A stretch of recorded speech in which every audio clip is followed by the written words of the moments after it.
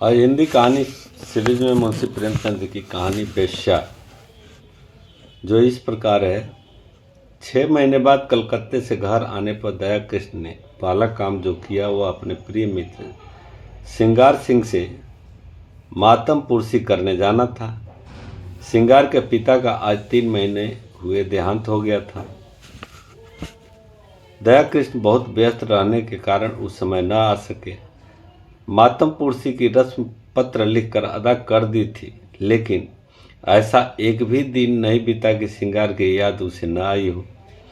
अभी वह 2-4 महीने और कलकत्ते रहना चाहता था, क्योंकि वहाँ उसके जो कारोबार जारी किया था उसे संगठित रूप में लाने के लिए उसका वहाँ मौजूद रहना जरूरी था, और उसकी थोड़े दिन की गैर हाजिरी से भी हानि की शंका थी।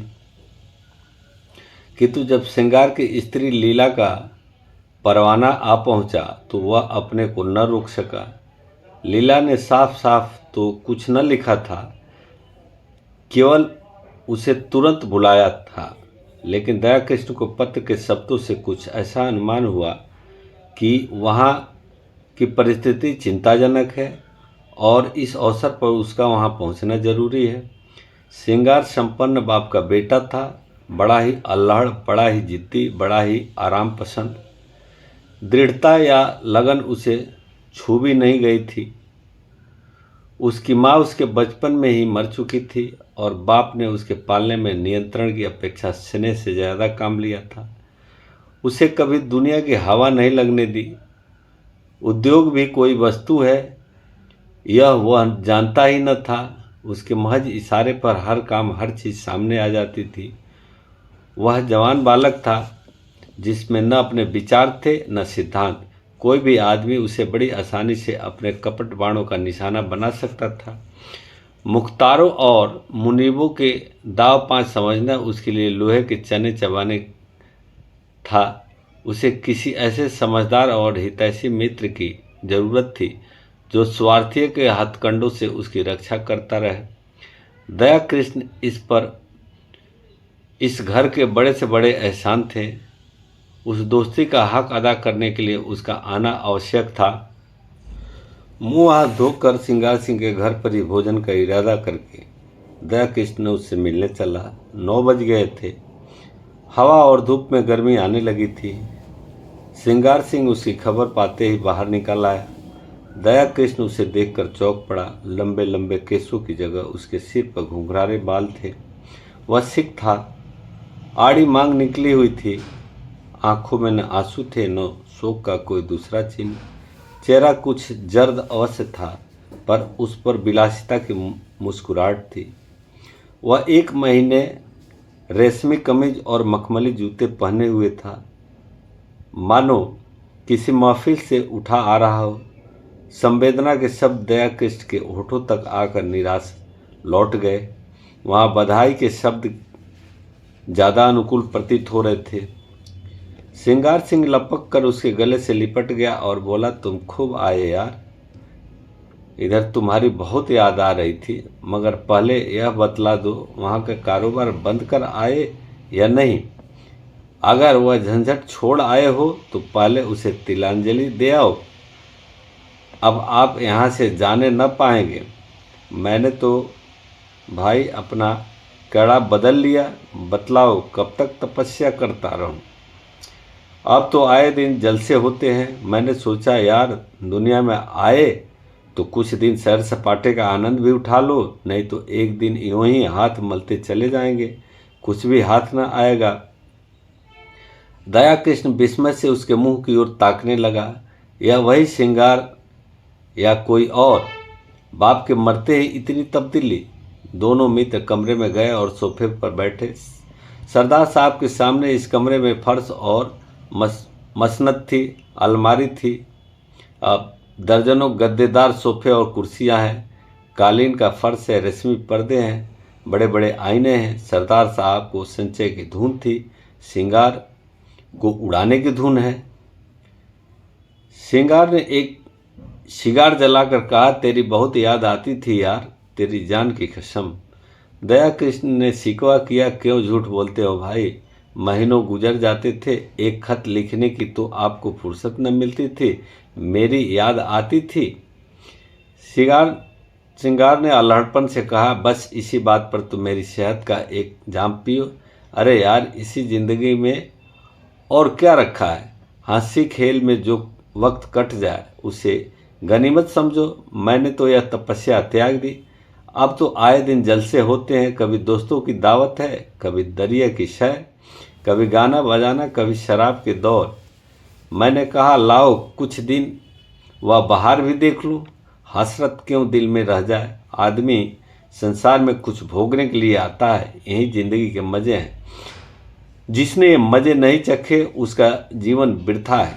बस दोस्तों की मजलिस हो, बगल में मासूका हो और हाथ में प्याला हो, इसके सिवा मुझे और कुछ न चाहिए।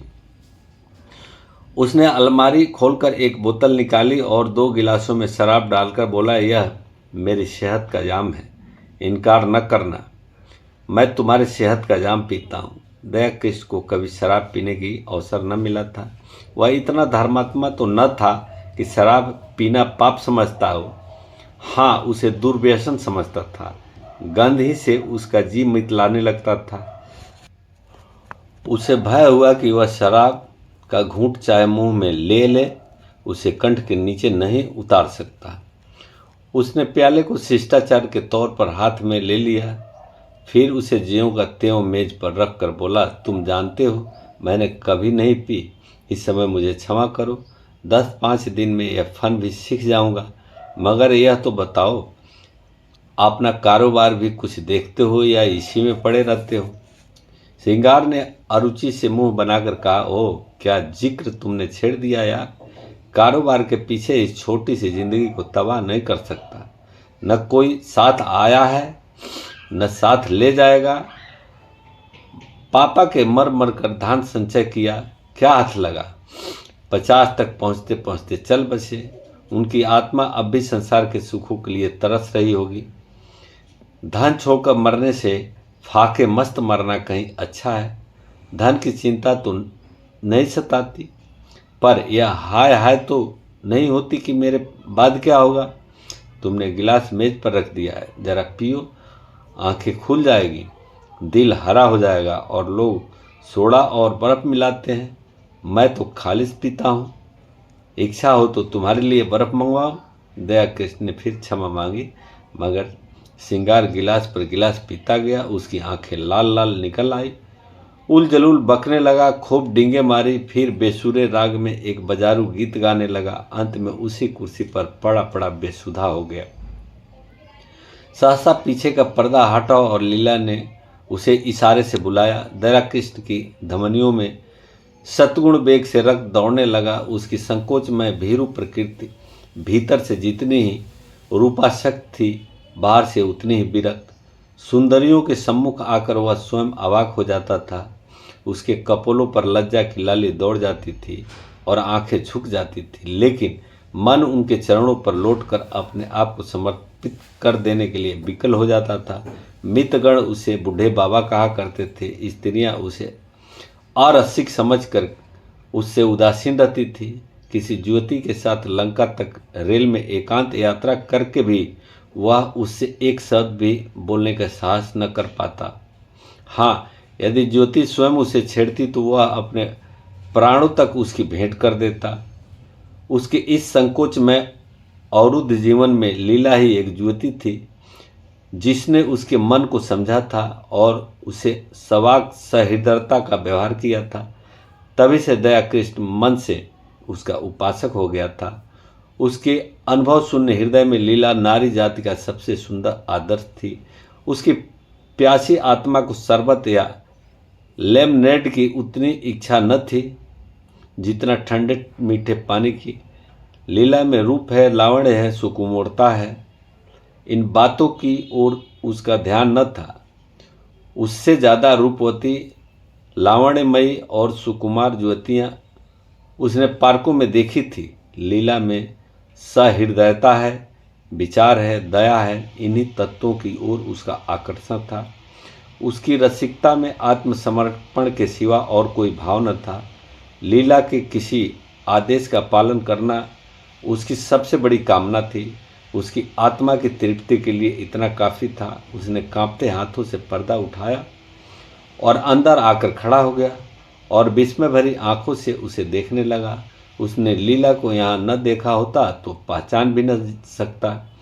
वह रूप, यौवन और विकास की देवी इस तरह मुरझा गई थी जैसे किसी ने उसके प्राणों को चूस कर निकाल लिया हो। करुण स्वर में बोला, यह तुम्हारा क्या हाल है लीला? बीमार हो क्या? मुझे सूचना तक नहीं दी। लीला मुस्कुराकर बोली, तुमसे मतलब मैं बीमार हूँ या अच्छी हूँ? तुम्हारी बला से। तुम तो अपने सैर सपाटे करते रहे। 6 महीने के बाद जब आपको याद आई है तो पूछते हो बीमार हो। मैं उस रोग से ग्रस्त हूँ जो प्राण लेकर ही छोड़ता है। तुमने इस महाशय की हालत देखी? उनका यह रंग देखकर मेरे दिल पर क्या गुजरती है, यह क्या मैं अपने मुंह से कहूँ तभी समझोगे। मैं अब इस घर में ज़बरदस्ती पड़ी हूँ और बेहाई से जीती हूँ। किसी को मेरी चाह या चिंता नहीं है। पापा क्या मरे, मेरा सुहाग ही उठ गया। कुछ समझाती हूँ तो बेवकूफ़ बनाई जाती हूँ। रात रात भर न जाने कहाँ गायब रहते हैं, जब देखो नशे में मस्त। हफ्तों घर में नहीं आते कि 2 बातें कर लूँ। अगर इनके यही ढंग रहे तो साल 2 साल में रोटियों के मुहताज हो जाएंगे। दया ने पूछा, यह लत इन्हें कैसे पड़ गई? ये बातें तो इनमें न थी। लीला ने व्यथित स्वर से कहा, रुपये की बलिहारी है और क्या। इसलिए तो बूढ़े मर मर कर कमाते हैं और मरने के बाद लड़कों के लिए छोड़ जाते हैं। अपने मन में समझते होंगे कि हम लड़कों के लिए बैठने का ठिकाना किया जाते हैं। मैं कहती हूँ तुम उनके सर्वनाश का सामान किए जाते हो, उनके लिए जहर बोए जाते हो। पापा ने लाखों रुपए की संपत्ति न छोड़ी होती तो आज यह महाशय किसी काम में लगे होते। कुछ घर की चिंता होती, कुछ जिम्मेदारी होती, नहीं तो बैंक से रुपए निकाले और उड़ाए। अगर मुझे विश्वास होता कि संपत्ति समाप्त करके यह सीधे मार्ग पर आ जाएंगे तो मुझे जरा भी दुख न होता। पर मुझे तो यह भय है कि ऐसे लोग फिर किसी काम के नहीं रहते, या तो जेल खाने में मरते हैं या अनाथालय में। आपकी एक वेश्या से अशनाई है, माधुरी नाम है, और वह उन्हें उल्टे छुरे से मूड़ रही है जैसा उसका धर्म है। आपको यह खप्त हो गया कि वह मुझ पर जान देती है। उससे विवाह का प्रस्ताव भी किया जा चुका है। मालूम नहीं उसने क्या जवाब दिया। कई बार जी में आया कि जब यहाँ किसी से कोई नाता ही नहीं रहा तो अपने घर चली जाऊं, लेकिन डरती हूँ कि तब तो यह और भी स्वतंत्र हो जाएंगे। मुझे किसी पर विश्वास है तो वह तुम हो, इसलिए तुम्हें बतलाया था कि शायद तुम्हारे समझाने बुझाने का कुछ असर हो। अगर तुम भी असफल हुए तो मैं एक क्षण यहाँ न रहूँगी। भोजन तैयार है, चलो कुछ खा लो। दया कृष्ण ने श्रृंगार सिंह की ओर संकेत करके कहा, और यह तो आप कहें 2-3 बजे चेतेंगे, बुरा न मानेंगे।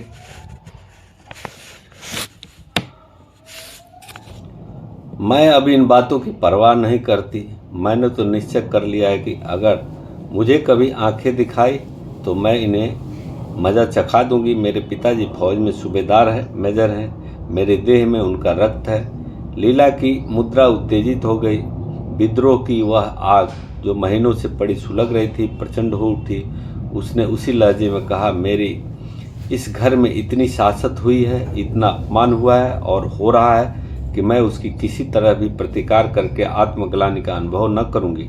मैंने पापा से अपना हाल छिपा रखा है। आज लिख दूं तो इनकी सारी मशीखत उतर जाए। नारी होने का दंड भोग रही हूँ, लेकिन नारी के धैर्य की भी सीमा है। दया की उस सुकुमारी का तमतमाया हुआ चेहरा, वे जलती हुई आंखें व कांपते हुए होठ देख करके कांप उठा।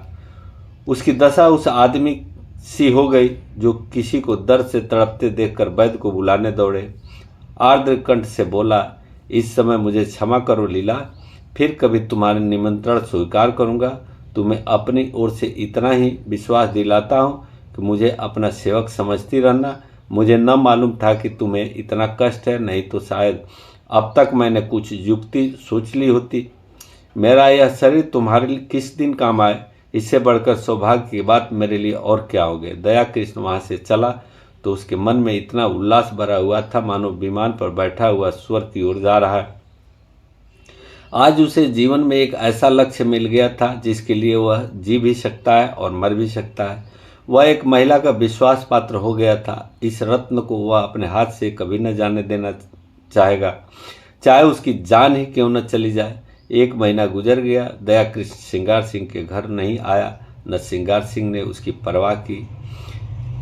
इस एक ही मुलाकात में उसने समझ लिया कि दया इस नए रंग में आने वाले आदमी नहीं है। ऐसे सात्विक जनों के लिए उसके यहाँ स्थान न था। वहाँ तो रंगीले रसिया, अय्याश और बिगड़े दिलों की ही चाह थी। हाँ, लीला को हमेशा उसकी याद आती रहती थी, मगर दया कृष्ण के स्वभाव में अब वह संयम नहीं है। विलासिता का जादू उस पर भी चलता हुआ मालूम हुआ। माधुरी के घर उसका भी आना जाना शुरू हो गया। वह श्रृंगार सिंह का मित्र नहीं रहा, प्रतिद्वंदी हो गया। दोनों एक ही प्रतिमा के उपासक हैं, मगर उनकी उपासना में अंतर है।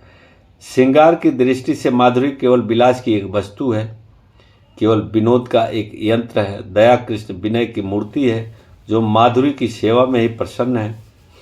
श्रृंगार माधुरी के हास विलास को अपना जर खरीद हक समझता है। दया कृष्ण इसी में संतुष्ट है कि माधुरी उसकी सेवाओं को स्वीकार करती है। माधुरी की ओर से जरा भी अरुचि देखकर वह उसी तरह बिगड़ जाएगा जैसे अपनी प्यारी घोड़ी की मुंहजोरी पर। दया कृष्ण अपने को उसकी कृपा दृष्टि के योग्य ही नहीं समझता। श्रृंगार जो कुछ माधुरी को देता है, गर्व भरे आत्म प्रदर्शन के साथ मानो उस पर कोई एहसान कर रहा हो। दया कृष्ण के पास देने को है ही क्या, पर वह जो कुछ भेंट करता है वह ऐसी श्रद्धा से मानो देवता को फूल चढ़ाता हो। श्रृंगार का आसक्त मन माधुरी को अपने पिंजरे में बंद रखना चाहता है, जिससे उस पर किसी की निगाह न पड़े। दया कृष्ण निर्लिप्त भाव से उसकी स्वच्छंद क्रीड़ा का आनंद उठाता है। माधुरी को अब तक जितने आदमियों ने साविका पड़ा था, वे सब श्रृंगार की ही भांति कामुकी, ईर्ष्यालु, दंभी और कोमल भाव से शून्य थे। रूप को भोगने की वस्तु समझने वाले थे। दया कृष्ण उन सबों से अलग था, सहृदयी, भद्र और सेवाशील, मानो उस पर अपनी आत्मा के समर्पण कर देना चाहता हो। माधुरी को अब अपने जीवन में कोई ऐसा पदार्थ मिल गया जिसे वह बड़ी एहतियात से संभाल कर रखना चाहती है। जड़ाऊ गहने अब उसकी आंखों में उतने मूल्यवान नहीं रहे जितनी यह फकीर की दी हुई ताबीज़। जड़ाऊ गहने हमेशा मिलेंगे, यह ताबीज़ खो गई तो फिर शायद कभी हाथ न आए। जड़ाऊ गहने केवल उसकी विलासिता प्रवृत्ति को उत्तेजित करते हैं, पर इस ताबीज़ में कोई दैवी शक्ति है जो न जाने कैसे उसमें सद्गुण और परिष्कार भावना को जगाती है। दया कृष्ण कभी प्रेम प्रदर्शन नहीं करता, अपनी विरह व्याथा के राग नहीं आलापता, पर माधुरी को उस पर पूरा विश्वास है। श्रृंगार सिंह के प्रलाप में उसे बनावट और दिखावे का आभास होता है। वह चाहती है यह जल्द यहाँ से टले, लेकिन दया कृष्ण के संयत भाषण में उससे गहराई तथा गांधीर्य और गुरुत्व का आभास होता है। औरों की वह प्रेमिका है, लेकिन दया कृष्ण की आशिक। उसके कदमों की आहट पाकर उसके अंदर एक तूफान उठने लगता है। उसके जीवन में यह नई अनुभूति है। अब तक वह दूसरों की भोग की वस्तु थी, अब कम से कम एक प्राणी की दृष्टि में वो आदर और प्रेम की वस्तु है। श्रृंगार सिंह को जब से दया कृष्ण के इस प्रेमाभिनय की सूचना मिली, वह उसके खून का प्यासा हो गया है, ईर्ष्याग्नि से फूका जा रहा है। उसने दया कृष्ण के पीछे कई सोहदे लगा रखे हैं कि वह उसे जहाँ पाए उसका काम तमाम कर दें। वह खुद पिस्तौल लिए उसकी टोह में रहता है। दया कृष्ण इस खतरे को समझता है, जानता है कि अपने नियत समय पर माधुरी के पास बिना नागा आ जाता है। मालूम होता है उसे अपनी जान का कुछ भी मोह नहीं है। सुहदे उसे देखकर क्यों कतरा जाते हैं, मौका पाकर भी क्यों उस पर वार नहीं करते, इसका रहस्य वह नहीं समझता। एक दिन माधुरी ने उससे कहा कि कृष्ण जी, तुम यहाँ न आया करो, तुम्हें तो पता नहीं है, पर यहाँ तुम्हारे 20 दुश्मन हैं। मैं डरती हूँ कि किसी दिन कोई बात न हो जाए। शिशिर की तुषार मंडित संध्या थी। माधुरी एक कश्मीरी शाल ओढ़े अंगठी के सामने बैठी हुई थी। कमरे में बिजली की रजत प्रकाश फैला हुआ। दया कृष्ण ने देखा माधुरी की आंखें सजल हो गई है और वह मुंह फेर कर उन्हें दया कृष्ण से छिपाने की चेष्टा कर रही है। प्रदर्शन और सुख भोग करने वाली रमणी क्यों इतना संकोच कर रही है, यह उसका अनाड़ी मन न समझ सका। हाँ, माधुरी के गोरे प्रसन्न संकोचहीन मुख पर लज्जा मिश्रित मधुरिमा की ऐसी छटा उसने कभी न देखी थी। आज उसने उस मुख पर कुलवधू की भीरू आकांक्षा और दृढ़ वात्सल्य देखा और उसके अभिनय में सत्य का उदय हो गया। उसने स्थिर भाव से जवाब दिया, मैं तो किसी की बुराई नहीं करता, मुझसे किसी को क्यों बैर होने लगा। मैं यहाँ किसी का बाधक नहीं हूँ, किसी का विरोधी नहीं। दाता के द्वार पर सभी भिक्षुक जाते हैं, अपना अपना भाग्य है। किसी को एक चुटकी मिलती है, किसी को पूरा थाल। कोई क्यों किसी से जले। अगर किसी पर तुम्हारी विशेष कृपा है तो मैं उसे भाग्यशाली समझकर उसका आदर करूँगा, क्यों जलूँ। माधुरी ने स्नेह कातर स्वर में कहा, जी नहीं, आप कल से न आया कीजिए। दया कृष्ण मुस्कुराकर बोला, तुम मुझे यहाँ आने से नहीं रोक सकती। भिक्षुक को तुम दुत्कार सकती हो, द्वार पर आने से नहीं रोक सकती। माधुरी स्नेह की आंखों से उसे देखने लगी, फिर बोली, क्या सभी आदमी तुम्ही जैसे निष्कपट है? तो फिर मैं क्या करूं? यहाँ ना आया करो, यह मेरे बस की बात नहीं। माधुरी एक क्षण तक विचार करके बोली, एक बात कहूँ, मानोगे? चलो हम तुम किसी दूसरे नगर की राह लें, केवल इसलिए कि कुछ लोग मुझसे खार खाते हैं। खार नहीं खाते, तुम्हारी जान के ग्राहक हैं। दया कृष्ण उसी अविचलित भाव से बोला, जिस दिन प्रेम का यह पुरस्कार मिलेगा वह मेरे जीवन का नया दिन होगा। माधुरी, इससे अच्छी मृत्यु और क्या हो सकती है? तब मैं तुमसे पृथक न रहकर तुम्हारे मन में, तुम्हारी स्मृति में रहूँगा। माधुरी ने कोमल हाथ से उसके गाल पर थपकी दी। उसकी आंखें भर आई थी। इन शब्दों में जो प्यार भरा हुआ था वह जैसे पिचकारी की धार की तरह उसके हृदय में समा गया। ऐसी विकल वेदना, ऐसा नशा, इसे वह क्या कहे। उसने करुण स्वर में कहा, ऐसी बात न किया करो कृष्ण, नहीं तो मैं सच कहती हूँ एक दिन जहर खाकर तुम्हारे चरणों पर सो जाऊंगी। तुम्हारे इन शब्दों में न जाने क्या जादू था कि मैं जैसे फूंक उठी। अब आप खुदा के लिए यहाँ न आया कीजिए, नहीं तो देख लेना मैं एक दिन प्राण दे दूंगी। तुम क्या जानो हत्यारा श्रृंगार किस बुरी तरह से तुम्हारे पीछे पड़ा हुआ है। मैं उसके सुहदों की खुशामद करते करते हार गई। कितना कहती हूँ, दया कृष्ण से मेरा कोई संबंध नहीं है। उसके सामने तुम्हारी निंदा करती हूँ, कितना कोसती हूँ, लेकिन उस निर्दयी को मुझ पर विश्वास नहीं आता। तुम्हारे लिए मैंने इन गुंडों को कितनी मिन्नतें की है, उनके हाथ कितना अपमान सहा है। वह तुमसे न कहना ही अच्छा है, जिनका मुंह देखना भी मैं अपनी शान के खिलाफ समझती हूँ, उसके पैर पड़ी हूँ। लेकिन ये कुत्ते हड्डियों के टुकड़े पाकर और भी शेर हो जाते हैं। मैं अब उनसे तंग आ गई हूँ और तुमसे हाथ जोड़कर कहती हूँ कि यहाँ से किसी ऐसी जगह चले चलो जहाँ हमें कोई न जानता हो, वहाँ शांति के साथ पड़े रहे। मैं तुम्हारे साथ सब कुछ झेलने को तैयार हूँ। आज इसका निश्चय करके बिना मैं तुम्हें न जाने दूंगी। मैं जानती हूँ कि तुम्हें मुझ पर अभी विश्वास नहीं है, तुम्हें संदेह है कि तुम्हारे साथ कपट करूंगी। दया कृष्ण ने टोका, नहीं माधुरी, तुम मेरे साथ अन्याय नहीं कर रही हो। मेरे मन में कभी ऐसा संदेह नहीं आया। पहले ही दिन मुझे न जाने क्यों कुछ ऐसा प्रतीत हुआ कि तुम अपनी और बहनों से पृथक हो। मैंने तुम में वह सील और संकोच देखा जो मैंने कुल वधुओं में देखा है। माधुरी ने उसकी आंखों में आंखें गड़ाकर कहा, तुम झूठ बोलने की कला में इतने निपुण नहीं हो कृष्ण कि वेश्या को भुलावा दे सको। मैं न शीलवती हूँ न संकोचवती हूँ और न अपनी दूसरी बहनों से भिन्न हूँ। मैं वेश्या हूँ, उतनी ही कलुषित, उतनी ही विलासांध, उतनी ही मायावनी जितनी मेरी दूसरी बहनें, बल्कि उनसे कुछ ज़्यादा। न तुम अन्य पुरुषों की तरह मेरे पास विनोद और वासना तृप्ति के लिए आए थे, नहीं, महीनों आते रहने पर भी तुम यो अलिप्त न रहते।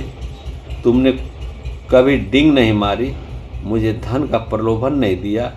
मैंने भी कभी तुमसे धन की आशा नहीं की। तुमसे अपनी वास्तविक स्थिति मुझसे कह दी, फिर भी मैंने तुम्हें एक नहीं अनेक ऐसे अवसर दिए, कोई दूसरा आदमी उन्हें न छोड़ता, लेकिन तुम्हें मैं अपने पंजे में न ला सके। तुम चाहे और जिस इरादे से आए हो, भोग की इच्छा से नहीं आए। अगर मैं तुम्हें इतना नीच, इतना हृदयहीन, इतना विलासांत समझती तो इस तरह तुम्हारे नाज न उठाती। फिर मैं भी तुम्हारे साथ मित्र भाव रखने लगी। समझ लिया मेरी परीक्षा हो रही है, जब तक इस परीक्षा में सफल न हो जाऊं तुम्हें नहीं पा सकती। तुम जितने सज्जन हो उतने ही कठोर हो। यह कहते हुए माधुरी ने दया कृष्ण का हाथ पकड़ लिया और अनुराग और समर्पण भरी चितवनों से उसे देखकर बोली, सच बताओ कृष्ण, तुम मुझ में क्या देखकर आकर्षित हुए थे? देखो, बहानेबाजी न करना, तुम रूप पर मुग्ध होने वाले आदमी नहीं हो, मैं कसम खा सकती हूँ। दया कृष्ण ने संकट में पड़कर कहा, रूप इतनी तुच्छ वस्तु नहीं है माधुरी, वह मन का आईना है। यहाँ तुमसे रूपवान स्त्रियाँ की कमी नहीं है। यह तो अपनी अपनी निगाह है, मेरे पूर्व संस्कार रहे होंगे। माधुरी ने भवें सिकोड़ कर कहा, तुम फिर झूठ बोल रहे हो, चेहरा कह देता है। दया कृष्ण ने परास्त होकर पूछा, पूछ कर क्या करोगे माधुरी? मैं डरता हूँ कहीं तुम मुझसे घृणा न करने लगो। संभव है तुम मेरा जो रूप देख रही हो वह मेरा असली रूप न हो। माधुरी का मुंह लटक गया, विरक्त से होकर बोली, इसका खुले शब्दों में यह अर्थ है कि तुम्हें मुझ पर विश्वास नहीं। ठीक है, वेश्याओं पर विश्वास करना भी नहीं चाहिए। विद्वानों और महात्माओं का उपदेश कैसे न मानोगे? नारी हृदय इस समस्या पर विजय पाने के लिए अपने अस्त्रों से काम लेने लगा। दया कृष्ण पहले हमले में हिम्मत छोड़ बैठा। बोला, तुम तो नाराज हो गई, जाती हो माधुरी? मैंने तो केवल इस विचार से कहा था कि तुम मुझे धोखेबाज समझने लगोगी। तुम्हें शायद मालूम नहीं है श्रृंगार सिंह ने मुझ पर कितने एहसान किए हैं। मैं उन्हीं के टुकड़ों पर पला हूँ, इसमें रत्ती भर भी मुबालका नहीं। वहाँ जाकर जब मैंने उनके रंग ढंग देखे और उसकी साध्वी स्त्री लीला को बहुत दुखी पाया तो सोचते सोचते मुझे यही उपाय सूझा कि किसी तरह श्रृंगार सिंह को तुम्हारे पंजे से छुड़ाऊं। मेरे इस अभिमान का यही रहस्य है, लेकिन उन्हें छुड़ा तो न सका, खुद फंस गया। मेरे इस फरेब की जो सजा चाहो दो, सिर झुकाए हुए हूँ। माधुरी का अभिमान टूट गया, जल कर बोली, तो यह कहिए कि आप लीला देवी के आशिक हैं। मुझे पहले से मालूम होता तो तुम्हें इस घर में घुसने न देती। तुम तो एक छिपे रुस्तम निकले।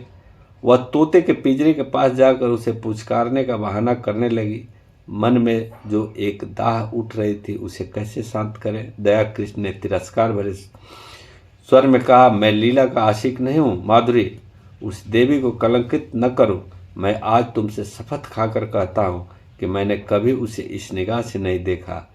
उसके प्रति मेरा वही भाव था जो अपने किसी आत्मीय को दुख में देखकर हर एक मनुष्य के मन में आता है। किसी से प्रेम करना तो पाप नहीं है। तुम व्यर्थ में अपनी और लीला की सफाई दे रहे हो। मैं नहीं चाहता कि लीला पर किसी तरह का आक्षेप किया जाए। अच्छा साहब, लीजिए, लीला का नाम न लूँगी। मैंने मान लिया कि वह सती है, साध्वी है, और केवल उसकी आज्ञा से दया कृष्ण ने बात काटी। उसकी कोई आज्ञा नहीं थी। ओ, तो तुम तो जबान पकड़ते हो कृष्ण। क्षमा करो, उनकी आज्ञा से नहीं, तुम अपनी इच्छा से आए। अब तो राजी हो? अब यह बताओ आगे तुम्हारे क्या इरादे हैं? मैं वचन तो दे दूंगी, मगर अपने संस्कारों को नहीं बदल सकती। मेरा मन दुर्लभ है, मेरा सतीत्व कब का नष्ट हो चुका है। अन्य मूल्यवान पदार्थों की तरह रूप और यौवन की रक्षा भी बलवान हाथों से ही हो सकती है। मैं तुमसे पूछती हूँ, तुम मुझे अपनी शरण में लेने पर तैयार हो? तुम्हारा आश्रय पाकर तुम्हारे प्रेम की शक्ति से मुझे विश्वास है मैं जीवन के सारे प्रलोभनों का सामना कर सकती हूँ। मैं इस सोने के महल को ठुकरा दूंगी, लेकिन इसके बदले मुझे किसी हरे वृक्ष की छां तो मिलनी चाहिए। वह छां तुम दोगे? अगर नहीं दे सकते हो तो मुझे छोड़ दो, मैं अपने हाल में मगन हूँ। मैं वादा करती हूँ श्रृंगार सिंह से मैं कोई संबंध न रखूँगी। वह मुझे घेरेगा, रोएगा, संभव है गुंडों से मेरा अपमान कराए, आतंक दिखाए, लेकिन मैं सब कुछ झेल लूँगी तुम्हारी खातिर से। आगे और कुछ न कहकर वह तृष्णा भरे लेकिन उसके साथ ही निरपेक्ष नेत्रों से दया कृष्ण की ओर देखने लगी, जैसे दुकानदार ग्राहक को बुलाता तो है पर साथ ही यह भी दिखावा चाहता है कि उसे उसकी परवाह नहीं है। दया कृष्ण क्या जवाब दे? संघर्षमय संसार में वह अभी केवल एक कदम टिक पाया है। इधर वह अंगुल भर जगह भी उससे छीन गई है। शायद जोर मारकर वह फिर वह स्थान पा जाए, लेकिन वहाँ बैठने की जगह नहीं, और एक दूसरे प्राणी को लेकर तो वह खड़ा भी नहीं रह सकता। अगर मान लिया जाए कि अदम्य उद्योग से दोनों के लिए स्थान निकाल लेगा तो आत्मसम्मान को कहाँ ले जाए? संसार क्या कहेगा? लीला क्या फिर उसके मुंह देखना चाहेगी? श्रृंगार से वह फिर आंखें मिला सकेगी? यह भी छोड़ो, लीला अगर उसे पति समझती है, समझे। श्रृंगार अगर उससे जलता है तो जले, उसे इसकी परवाह नहीं, लेकिन अपने मन को क्या करे? विश्वास उसके अंदर आकर चाल में फंसे पक्षी की भांति फड़फड़ाकर निकल भागता है। कुलीना अपने साथ विश्वास का वरदान लिए आती है। उसके साहचर्य में हमें कभी संदेह नहीं होता। वहाँ संदेह के लिए प्रत्यक्ष प्रमाण चाहिए। कुत्सा संदेह का संस्कार लिए आती है, वहाँ विश्वास के लिए अत्यंत प्रत्यक्ष प्रमाण की जरूरत है। उसने नम्रता से कहा, तुम जानती हो मेरी क्या हाल है? हाँ, खूब जानती हूँ। और उस हाल में तुम प्रसन्न रह सकोगे? तुम ऐसा प्रश्न क्यों करते हो कृष्ण? मुझे दुख होता है। तुम्हारे मन में जो संदेह है वह मैं जानती हूँ, समझती हूँ। मुझे भ्रम हुआ था कि तुमने भी मुझे जान लिया है, समझ लिया है। अब मालूम हुआ मैं धोखे में थी। वह उठकर वहाँ से जाने लगी। दया कृष्ण ने उसका हाथ पकड़ लिया और प्रार्थी भाव से बोला, तुम मेरे साथ अन्याय कर रही हो माधुरी। मैं सत्य कहता हूँ, ऐसी कोई बात नहीं है। माधुरी ने खड़े खड़े विरक्त मन से कहा, तुम झूठ बोल रहे हो, बिल्कुल झूठ। तुम अब भी मन से यह स्वीकार नहीं कर रहे हो कि कोई स्त्री स्वेच्छा से रूप का व्यवसाय नहीं करती। पैसे के लिए अपनी लज्जा को उघाड़ना तुम्हारी समझ में कुछ ऐसे आनंद की बात है जिसे वेश्या शौक से करती है। तुम वेश्या में स्त्रीत्व का होना संभव से बहुत दूर समझते हो। तुम इसकी कल्पना ही नहीं कर सकते हैं कि वह क्यों अपने प्रेम में स्थिर नहीं होती। तुम नहीं जानते कि प्रेम के लिए उसके मन में कितनी व्याकुलता होती है, और जब वह सौभाग्य से उसे पा जाती है तो किसी तरह प्राणों की भांति उसे संचित रखती है। खारे पानी के समुद्र में मीठे पानी का छोटा सा पात्र कितना प्रिय होता है, इसे वह क्या जाने जो मीठे पानी के मटके उलेटता रहता हो। दया कृष्ण कुछ ऐसे ही असमंजस में पड़ा हुआ था कि उसके मुंह से एक भी शब्द न निकला। उसके मन में जो शंका चिंगारी की भांति छिपी हुई थी वह बाहर निकलकर इतनी भयंकर ज्वाला उत्पन्न कर देगी। उसने कपट का जो अभिनय किया था, प्रेम का जो स्वांग रचा था, उसकी ग्लानि उसे और भी व्यथित कर रही थी। सहसा माधुरी ने निष्ठुरता से पूछा, तुम यहाँ क्यों बैठे हो? दया कृष्ण ने अपमान को पीकर कहा, मुझे सोचने के लिए कुछ समय दो माधुरी। क्या सोचने के लिए? अपना कर्तव्य। मैंने अपना कर्तव्य सोचने के लिए तो तुमसे समय नहीं मांगा। तुम अगर मेरे उद्धार की बात सोच रहे हो तो उसे दिल से निकाल डालो। मैं भ्रष्टा हूँ और तुम साधुता के पुतले हो। जब तक यह भाव तुम्हारे अंदर रहेगा मैं तुमसे उसी तरह बात करूंगी जैसे औरों के साथ करती हूँ। अगर भ्रष्ट हूँ तो जो लोग यहाँ अपना मुंह काला करने आते हैं वे कुछ कम भ्रष्ट नहीं हैं। तुम तो एक मित्र की स्त्री पर दांत लगाए हुए हो। तुम जो एक सरला अबला के साथ झूठे प्रेम का स्वांग करते हो, तुम्हारे हाथों अगर मुझे स्वर्ग भी मिलता हो तो उसे ठुकरा दूं। दया कृष्ण ने लाल लाल आंखें करके कहा, तुमने फिर वही आक्षेप किया। माधुरी तिलमिला उठी। उसकी रही सही मृदुता भी ईर्ष्या के उमड़ते हुए प्रवाह में समा गई। लीला पर आक्षेप ही असह्य है, इसलिए कि वह कुलवधू है। मैं वेश्या हूँ, इसलिए मैं प्रेम का उपकार भी स्वीकार नहीं किया जा सकता। उसने अविचल भाव से कहा, आक्षेप नहीं कर रही हूँ, सच्ची बात कर रही हूँ। तुम्हारे डर से बिल खोदने जा रही हूँ। तुम स्वीकार करो या न करो, तुम लीला पर मरते हो। तुम्हारी लीला तुम्हें मुबारक रहे। मैं अपने श्रृंगार सिंह से ही प्रसन्न हूँ। उद्धार की लालसा अब नहीं रही। पहले जाकर अपना उद्धार करो। अब से खबरदार, कभी भूल कर भी यहाँ ना आना, नहीं तो पछताओगे। तुम जैसे रंगे हुए पतितों का उद्धार नहीं करते। उद्धार वही कर सकते हैं जो उद्धार के अभिमान को हृदय में आने नहीं देते। जहाँ प्रेम है वहाँ किसी तरह का भेदभाव नहीं रह सकता।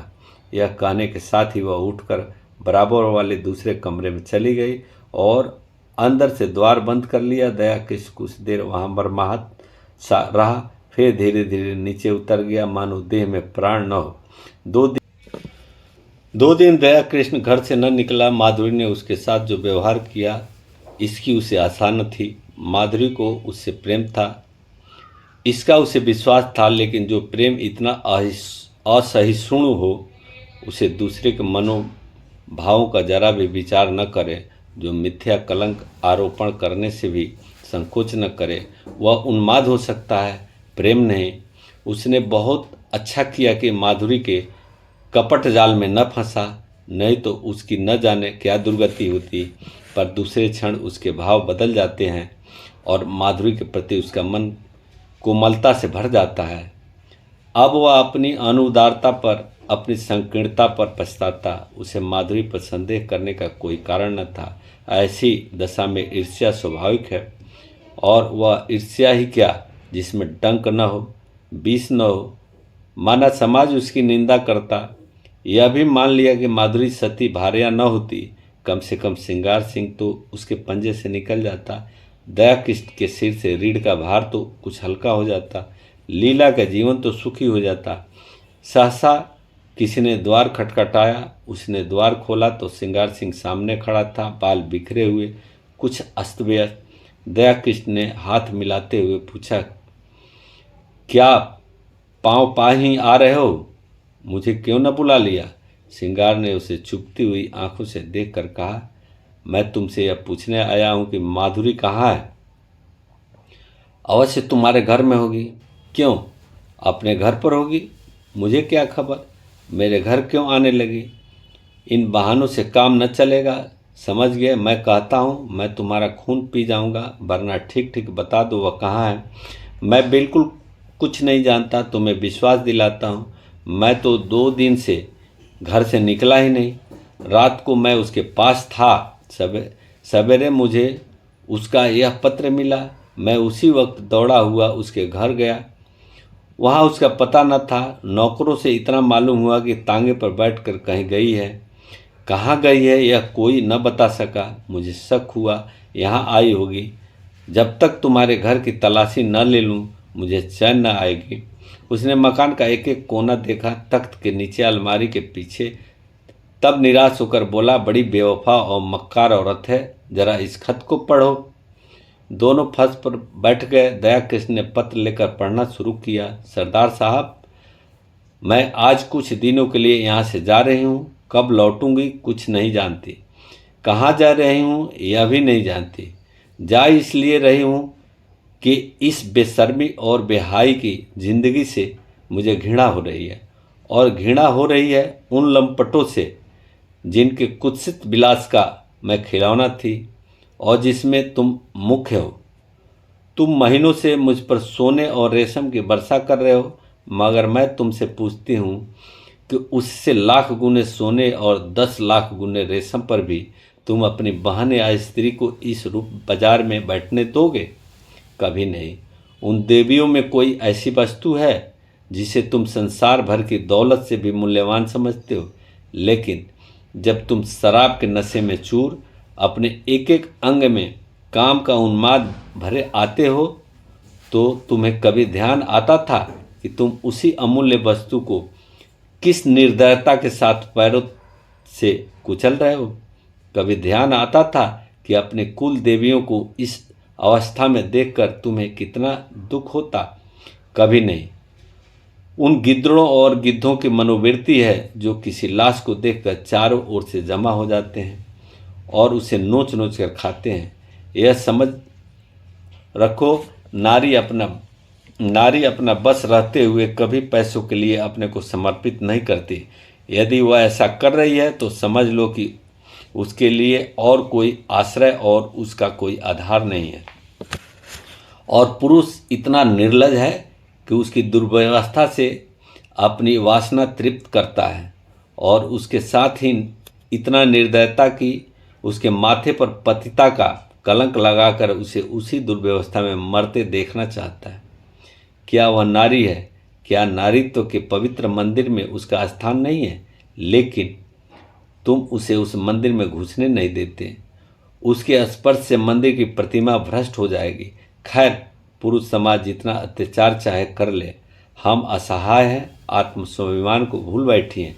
लेकिन सहसा श्रृंगार सिंह ने उसके हाथ से यह पत्र छीन लिया और जेब में रखता हुआ बोला, क्या बड़े गौर से पढ़ रहे हो?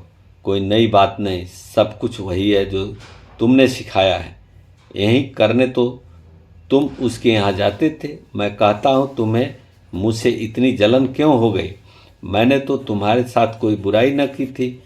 इस साल भर में मैंने माधुरी पर 10,000 से कम न फूके होंगे। घर में जो कुछ मूल्यवान था वह मैंने उसके चरणों पर चढ़ा दिया और आज उसे साहस हो रहा है कि वह हमारी कुल देवियों की बराबरी करे। यह सब तुम्हारा प्रसाद है। 70 चूहे खा के बिल्ली हज को चली। कितनी बेवफा जात है। ऐसे के तो गोली मार दें। जिस पर सारा घर लुटा दिया, जिसके पीछे सारे शहर में बदनाम हुआ, वह आज मुझे उपदेश देने चली। जरूर इसमें कोई न कोई रहस्य, कोई नया शिकार फंसा होगा, मगर मुझसे भाग कर जाएगी कहाँ? ढूंढ न निकालूं तो मेरा नाम नहीं। कमबख्त कैसी प्रेमी भरी बातें करती थी कि मुझ पर घड़ों नशा चढ़ जाता था। बस कोई नया शिकार फंस गया, यह बात न हो, मुझ मुड़ा लूँ। दया कृष्ण उसके सफाचट चेहरे की ओर देखकर मुस्कुराया। तुम्हारी मूछें तो पहले ही मुड़ चुकी है। इस हल्के से विनोद ने जैसे श्रृंगार सिंह के घाव पर मरहम रख दिया। वह बेसरो समान घर और वह फटा फर्श, वे टूटी फूटी चीज़ें देखकर उसे दया कृष्ण पर दया आ गई। चोट की तिलमिलाहट में वह जब जवान देने के लिए ईंट पत्थर ढूंढ रहा था, पर अब चोट ठंडी पड़ गई थी और दर्द घनीभूत हो रहा था। दर्द के साथ साथ सौहार्द भी जाग रहा था। जब आग ही ठंडी हो गई तो धुआं कहाँ से आता? उसने पूछा, सच कहना, तुमसे भी कभी प्रेम की बातें करती थी? दया कृष्ण ने मुस्कुराते हुए कहा, मुझसे? मैं तो खाली उसकी सूरत देखने जाता था। सूरत देखकर दिल पर काबू तो नहीं रहता। यह तो अपनी अपनी रुचि है। हाय मोहनी, देखते ही कलेजे पर छुरी चल जाती है। मेरे कलेजे पर तो कभी छुरी नहीं चली। यही इच्छा होती थी कि इसके पैरों पर गिर पड़ूं। इसकी शायरी ने तो यह अनर्थ किया। तुम जैसे बुद्धुओं को किसी देहाती से शादी करके रहना चाहिए। चले थे बेश्या से प्रेम करने। एक क्षण के बाद उसने फिर कहा, मगर है बेवफा मक्कार। तुमने उसे वफा की आशा की। मुझे तो यही अफसोस है, तुमने वह दिल ही नहीं पाया। जिससे क्या कहूँ। 1 मिनट के बाद उसने सहृदय भाव से कहा, अपने पत्र में उसने बातें तो सच्ची लिखी है, चाहे कोई माने या न माने। सौंदर्य को बाजारू चीज समझना कुछ बहुत अच्छी बात तो नहीं है। दया कृष्ण ने पुचारा दिया, जब स्त्री अपना रूप बेचती है तो उसके खरीदार भी निकल आते हैं। फिर यहाँ तो कितनी ही जातियाँ हैं जिनका यही पेशा है। यह पेशा चला कैसे? स्त्रियों की दुर्बलता से नहीं, मैं समझता हूँ बिस्मिल्लाह पुरुषों ने की होगी। इसके बाद एकाएक जेब से घड़ी निकाल कर देखता हुआ बोला, ओहो 2 बज गए और अभी मैं यहीं बैठा हूँ। आज शाम को मेरे यहाँ खाना खाना, ज़रा इस विषय पर बातें होगी। अभी तो उसे ढूंढ निकालना है। वह है कहाँ? इसी शहर में।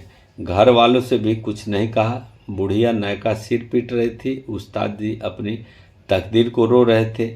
न जाने कहाँ जाकर छिप रही है। उसने उठकर दया कृष्ण से हाथ मिलाया और चला। दया कृष्ण ने पूछा, मेरी तरफ से तो तुम्हारा दिल साफ हो गया? सिंगार ने पीछे फिर कर कहा, हुआ भी और नहीं भी, और बाहर निकल गया। 7-8 दिन तक सिंह ने सारा शहर छाना, पुलिस में रिपोर्ट की, समाचार पत्रों में नोटिस छपवाई, अपने आदमी दौड़ाए, लेकिन माधुरी का कुछ सुराग न मिला। फिर महफिल गर्म होती, मित्र बिंद सुबह शाम हाजिरी देने आते और अपना मुंह लेकर लौट जाते। सिंगार के पास उसके साथ गपशप करने का समय न था।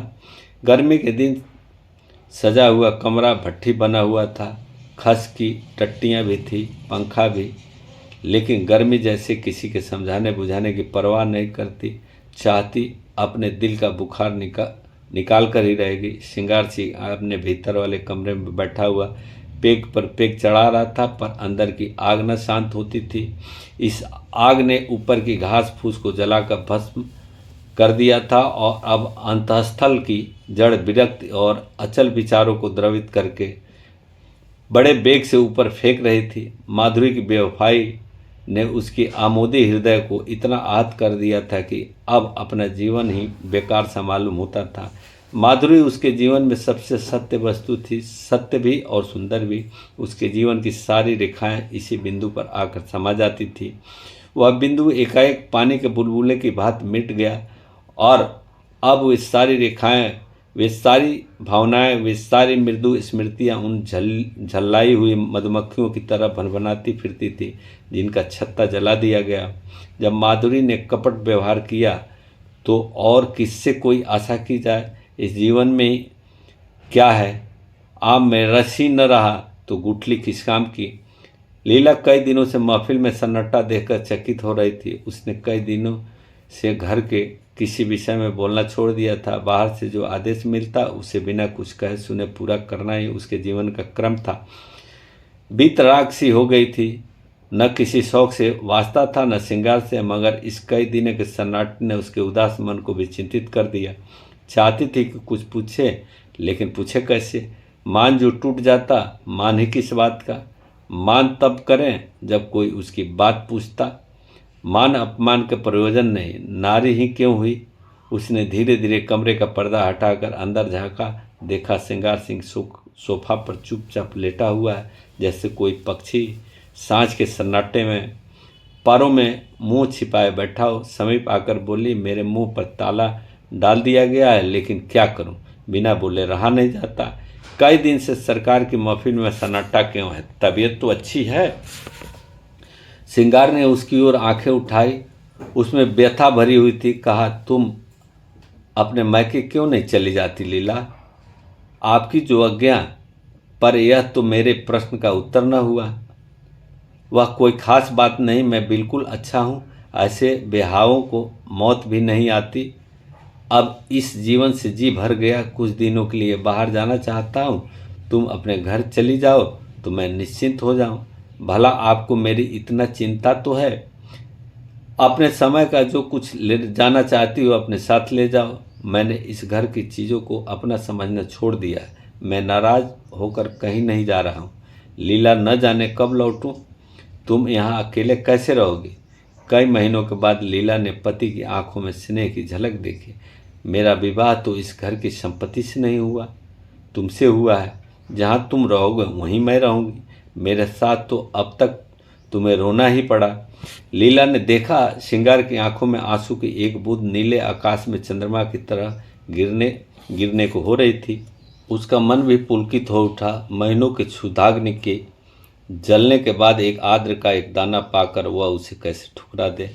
पेट नहीं भरेगा, कुछ भी नहीं होगा। लेकिन उस दाने को ठुकराना क्या उसके बस की बात थी। उसने बिल्कुल पास आकर अपने अर्धचल को उसके समीप ले जाकर कहा, मैं तो तुम्हारी हूँ, और हंसाओगे तो हंसूंगी, रुलाओगे तो रोऊंगी, रखोगे तो रहूंगी, निकालोगे तो भी रहूंगी। मेरा घर तुम हो, धर्म तुम हो, अच्छी हूँ तो तुम्हारी हूँ, बुरी हूँ तो तुम्हारी हूँ। और दूसरे क्षण श्रृंगार के विशाल सीने पर उसका सिर रखा हुआ था और उसके हाथ थे लीला की कमर में। दोनों के मुख पर हर्ष की लाली थी, आंखों में हर्ष के आंसू और मन में एक ऐसा तूफान जो उन्हें न जाने कहाँ से उड़ा ले जाएगा। एक क्षण के बाद श्रृंगार ने कहा, तुमने कुछ सुना? माधुरी भाग गई और पगला दया कृष्ण उसकी खोज में निकला। लीला को विश्वास न आया। दया कृष्ण, हाँ जी, जिस दिन वह भागी उसके दूसरे दिन वह भी चल दिया। वह तो ऐसा नहीं है। और माधुरी क्यों भागी? दोनों में प्रेम हो गया था। माधुरी उसके साथ रहना चाहती थी, वह राजी न हुआ। लीला ने एक लंबी सांस ली। दया कृष्ण के वे शब्द याद आए जो उसने कई महीनों पहले उसे कहे थे। दया कृष्ण की ये याचना भरी आंखें उसके मन को महसूसने लगी। सहसा किसी ने बड़े जोर से द्वार खोला और धड़धड़ाता हुआ भीतर वाले कमरे के द्वार पर आ गया। श्रृंगार ने चकित होकर कहा, अरे तुम्हारी यह क्या हालत है कृष्ण? किधर से आ रहे हो? दया कृष्ण की आंखें लाल थी, सिर और मुंह पर गर्द जमी हुई थी, चेहरे पर घबराहट जैसे कोई दीवाना हो। उसने चिल्लाकर कहा, तुमने सुना? माधुरी इस संसार में नहीं रही। और दोनों हाथों से सिर पीटकर रोने लगा, मानो हृदय और प्राणों की आंखों